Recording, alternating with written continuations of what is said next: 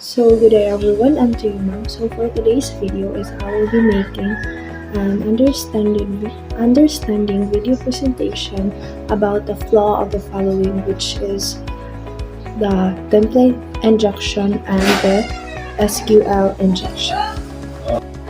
So for the first topic is template injection. So what is SSTI?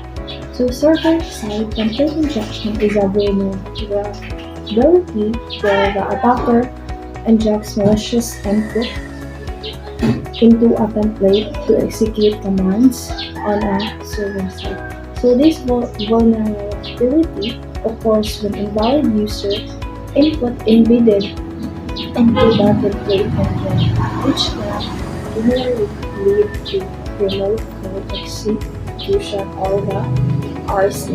So template engines are designed to combine metrics with a data model to produce result documents, which helps populating document data into web pages. So template engines can be used to display information about users, products, and geography. So these are some of the most popular template engines that can be listed as the are the following. So first is PHP, Java, Python, JavaScript, and Ruby.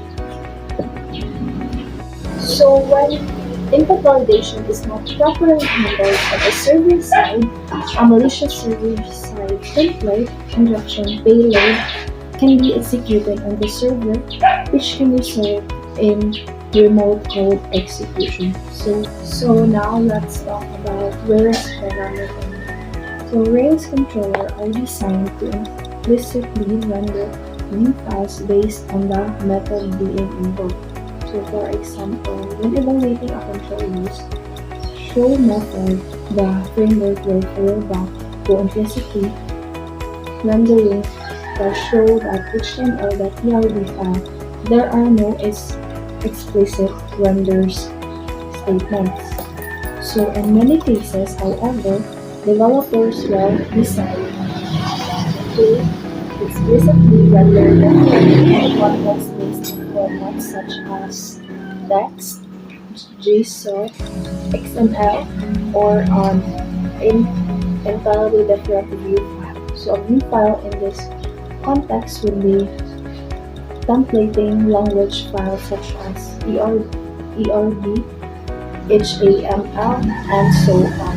So there are several methods which can be used to influence the view content. So for our purposes, we will focus on the render method. So the Rails documentation highlights several ways to invoke the render method, includes the ability to specify a path to render using the file option.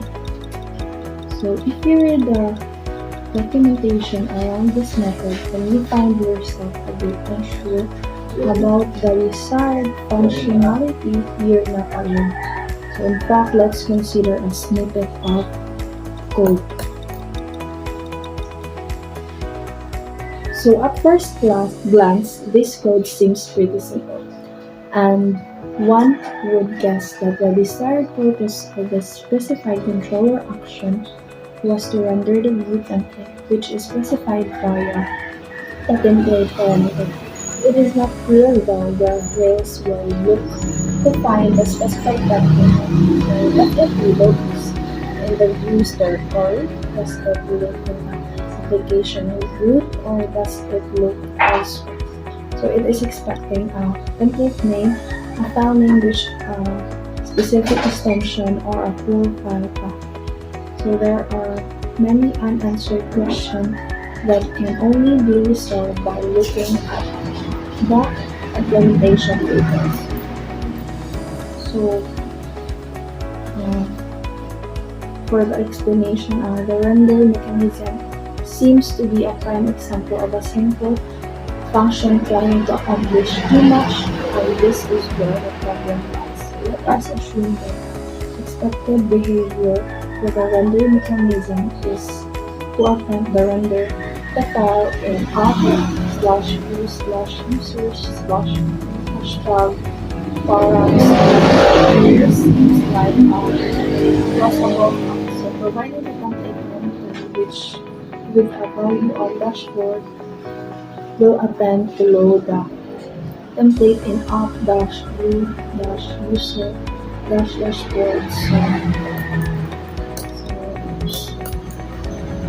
So for the next topic is SQL injection. So what is SQL injection? So SQL is a web security vulnerability that allows an attacker to interfere with the queries that an application makes to its database.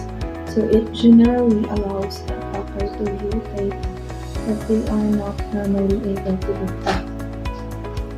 So this might include data belonging to other users or any other data that the application itself is able to access and in many cases, an attacker can modify or delete this data, causing persistent changes to the application's content quality.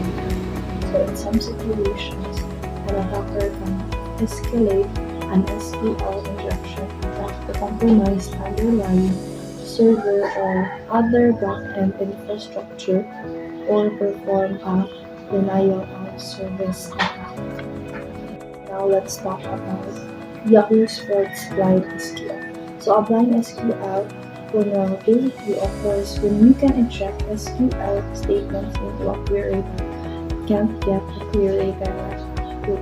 So the key to exploiting blind injections is to infer information by comparing the results or a modified group. So for example, in February 2014, Stefano Vettorazzi found a blind SQL when testing the Yahoo Sports supremacy. The page took parameters through its URL, queried a database for information, and returned a list of NFL players based on the parameters. So Vettorazzi changed the following URL, which returned the NFL players in 2010 from this. So Vettorazzi added 2 dashes to the year parameter in the second URL.